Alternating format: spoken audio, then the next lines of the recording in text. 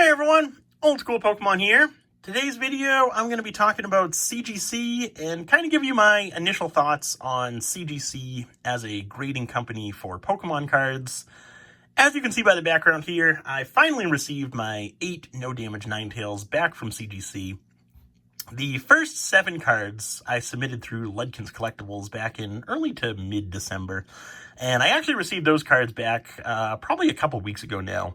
However, I was waiting on the 8th, which was one of, I forget which one, but it was one of these 7s. I actually submitted that one myself, plus 3 other cards, when I finally went ahead and created my own CGC account and started submitting cards myself. I actually did a 4-card express order, so I was waiting for those cards to get returned before I actually went ahead and uploaded this video and kind of talked about CGC.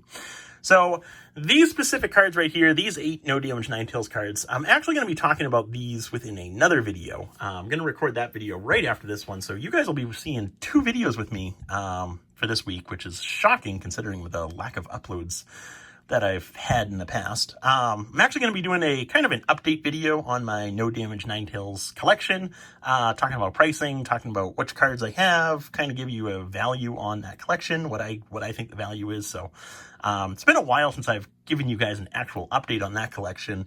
I've definitely added a lot more cards since the last video that I did specifically on that collection. But anyway, getting into today's video. Like I said, I submitted 4 cards via CGC through my own membership, and going to be talking about those cards here within this video. So, the first card was one of these 7 No Damage Ninetales. I forget which one, but it was one of those. Plus, there were 3 Champions Path cards. If you watched the Champions Path video that I did showing you all the hits that I pulled from those ETBs, I submitted all the hits through CGC. And I actually submitted the 3 Charizard cards as an express order, just because the value of those cards was higher. I wanted to get those cards back quicker. So I got those cards returned. We'll go ahead and show those cards first, and then I'll give you my thoughts on CGC and kind of walk through that whole process with you. So first off, right here, we have the Hyper Rare Charizard VMAX, graded a Mint 9. Awesome card right there.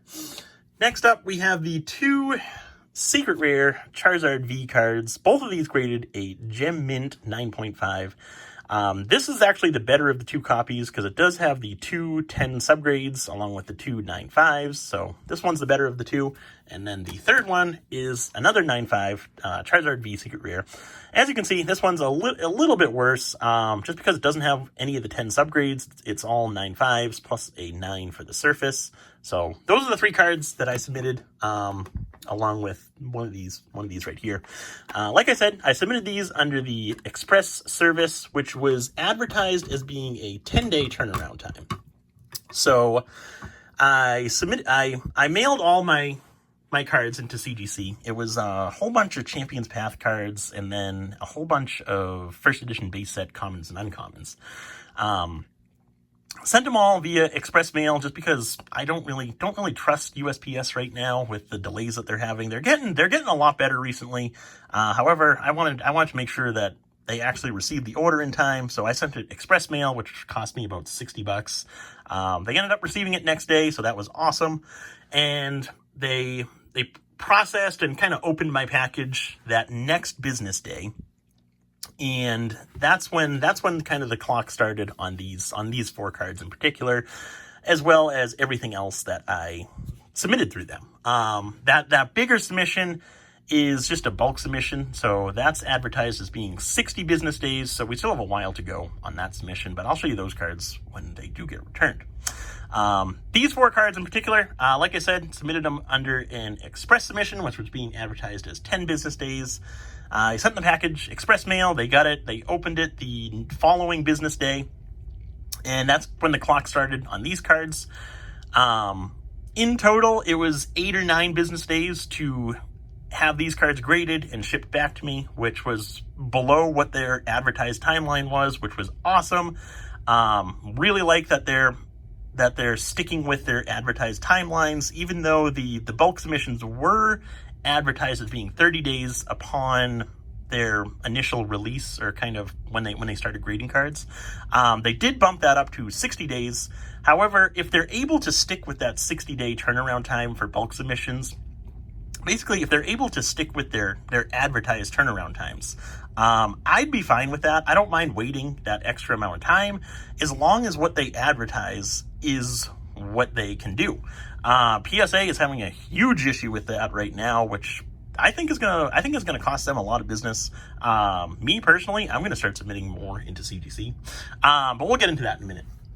So getting back into this 4-card order right here, the total cost was, I created my own account. So how that worked was, they have 3 tiers of accounts. They might have more, but there's 3 basic tiers of accounts. The first one is just basically access to submit through CGC. I believe that one is $50 per year. The second tier is $150 per year. You get access to submit through CGC. There's a few freebies that come along with that. However, the biggest perk is you get $150 credit towards your first submission through them. Plus, you also get, I believe it's 10% off all grading fees. So you're getting 10% off for every card, all the grading fees that you submit through them throughout the whole year. Plus, you're getting $150 credit towards your first submission. So you're basically paying nothing for the actual membership, and you're getting the bonus 10% off for every card that you do submit through them. The third tier they have is, I believe it's $250, and you get the same perks as the $150 tier. However, you get an additional 5% off every card that you submit through them. So you're getting 15% off every card you submit through them versus the 10% off. I just elected for the $150 membership just because it was the cheapest, I thought it was the best value. So there's that. So I am getting the fees are 10% less than what you might be paying, depending upon which membership that you actually select.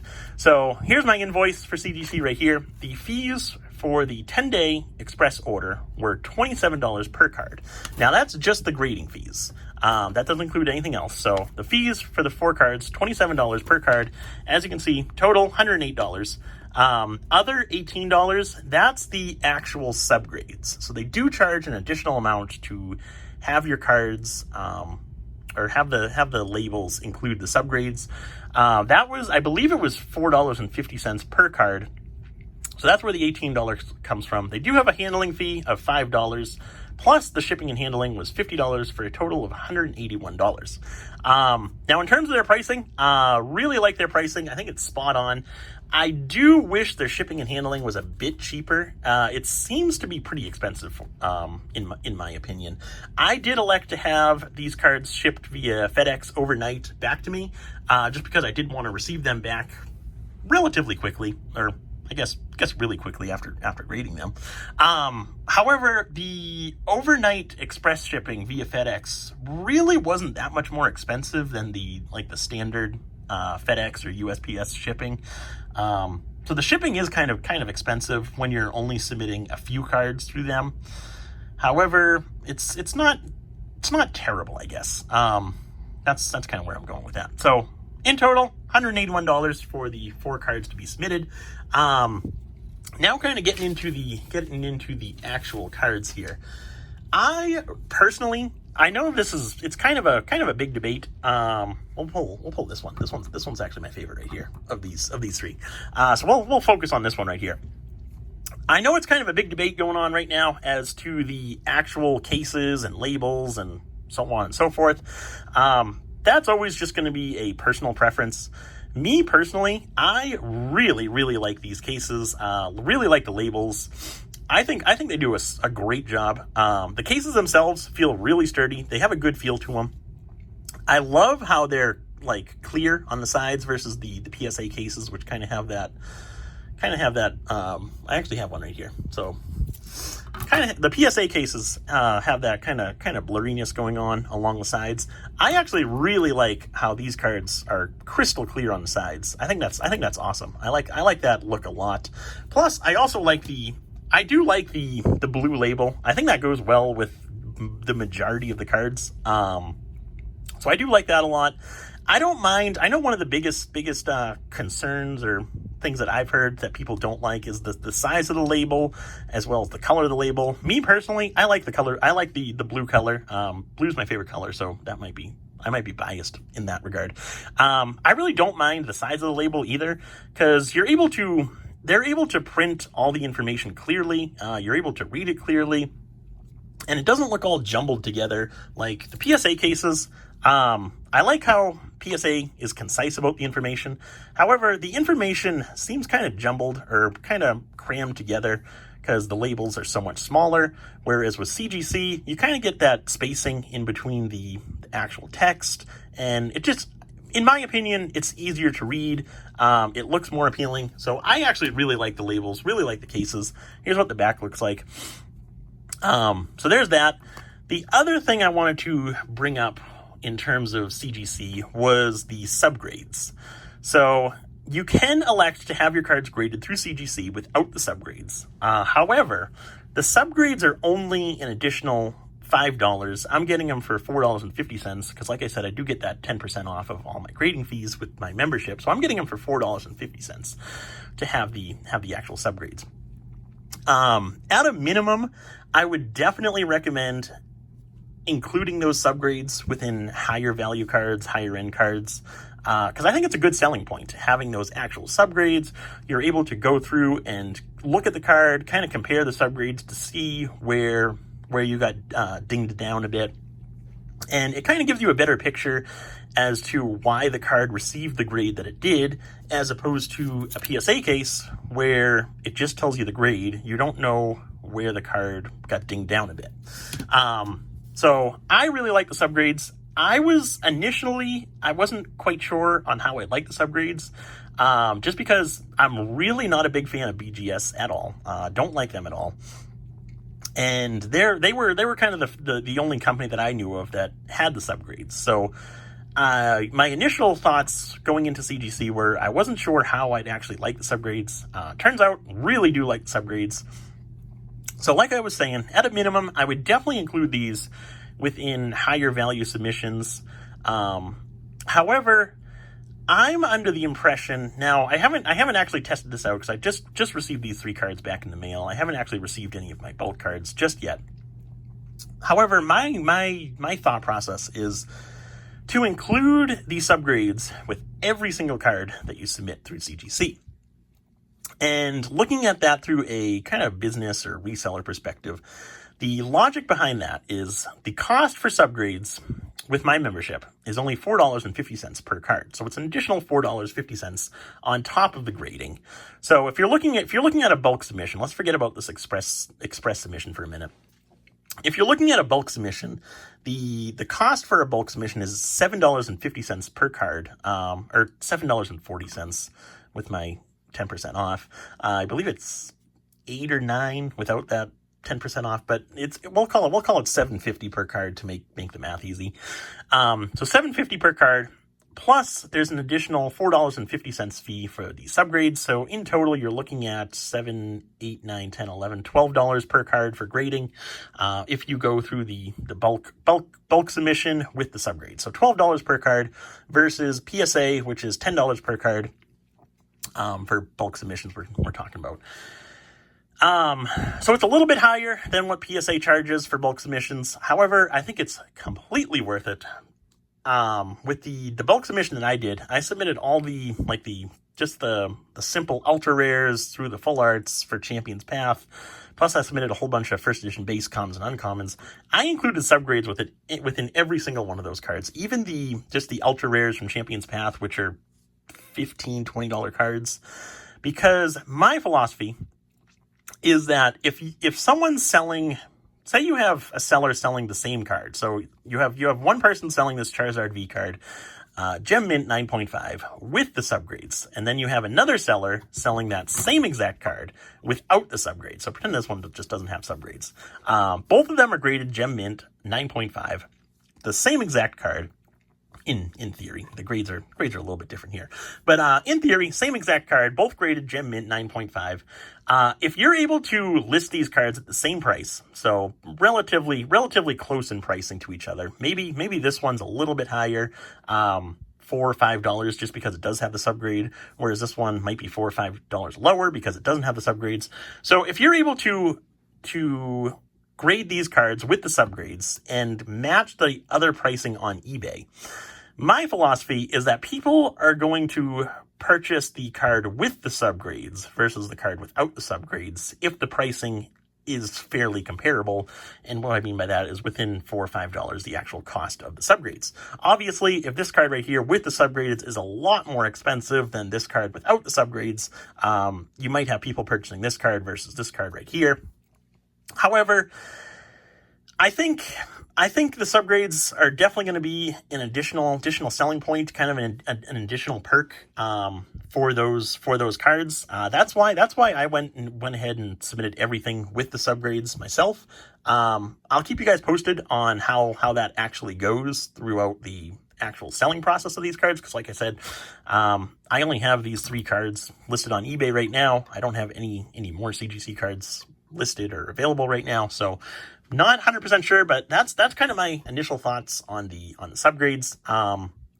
And plus, I actually really like them because, like I said earlier, you can kind of see where they knocked some points off for each card versus just the grade. You really can't tell. So yeah, I think final point on the subgrades is, I think with CGC and BGS, you really need to have the subgrades. Without the subgrades, the label looks kind of stupid because you have that big open space. Obviously, because there's no subgrades, so you have that big open space. In that case, the label does look pretty stupid. Plus, I think where they offer the subgrades, you're kind of missing out on something if you get a card graded without subgrades. So in my opinion, subgrades must have with CGC. Overall, very happy with CGC. I like everything that I'm seeing with them. Definitely going to continue grading through them myself. In terms of the cards that I think are going to be good through CGC, obviously any type of error card I think is going to be awesome through CGC. Any type of modern card I think is going to be great through them. And why I say that is because the error cards and the modern cards are more or less cards that people purchase one of versus purchasing a complete set of. Personally, I don't think people are going to be collecting complete sets of CGC cards. I think complete sets is definitely going to remain within PSA's category, just because you can, so say this is like a regular Shadowless base set card, you can go ahead and collect an entire PSA Mint 9 set, PSA 10 set, PSA 8 set, whatever. I think people really do like that consistency where all the cards within that set are that exact same grade, versus CGC where you have all those different 0.5 grades. You have the 7, 7.5, 8, 8.5, 9, 9.5. You have a whole bunch of 0.5 grades. Plus, you also have the subgrades, which kind of throw that consistency off. So, in my opinion, I think CGC is going to be best for error cards and modern cards, like I said. However, like I did mention, I did submit a whole bunch of first edition base set cards through them, and the reasoning behind that was because it was kind of twofold. The first reason was because I have a lot of that inventory available that I want to get graded before I go ahead and sell, and CGC offers bulk submissions, advertised as being 60 days. Like I said, I haven't received those cards back just yet, but from everything that I'm reading and everything that I'm hearing, I believe I'll receive those cards back within that 60-day time frame. So the service is a lot quicker. Versus if I submit them through PSA, I'm going to be waiting, at this point, 9 months to a year to actually get those cards back and returned to me. So I submitted a portion of my first edition base inventory into CGC just because I want those cards back quicker so that I'm able to start listing that inventory on eBay, start making some money off these cards. That was kind of the biggest reason why I submitted those kind of set cards into CGC. The pricing is fairly comparable. I was listing these cards last night on eBay. In terms of pricing between CGC and PSA, it's fairly comparable. CGC is a little bit lower than PSA, at least in terms of these 3 cards right here. Like I saw I priced this card right here, CGC Mint 9. I priced this card as a PSA 9, and PSA 9s were listed for about $500. So I went ahead and priced this at $500, whereas other CGC Mint 9 listings were starting off at about $400. So my CGC 9 copy is a lot higher than what you can get it for. However, I'm just going to leave it on there and see what kind of offers come in on this card in particular. The same is true for these cards right here. I kind of took the middle price between a PSA 9 and a PSA 10 for the Secret Rare Charizard Vs, and kind of priced mine accordingly, also comparing it to the CGC 9.5s, and kind of priced it on the higher end of the CGC 9.5s. But I'll let you guys know how that actually turns out. But from what I can tell right now, CGC pricing is a little bit lower than PSA. However, I don't think it's anything drastic, at least on the higher end cards like these ones right here. We'll see what happens when I actually go ahead and receive those kind of bulk cards back from them in the future. Before I go ahead and end this video, I did want to bring up one downside to CGC. The one downside that I feel is their grading form, their online submission form, is a pain in the butt to use. It takes so long to submit cards to them, especially if you're submitting cards in bulk, because you basically, so for every single card, you have to let's see. So you select Pokemon, then you select the language, then you put in the card number, and then it pops up with the set name, the year of release. Then you have to put in a declared value.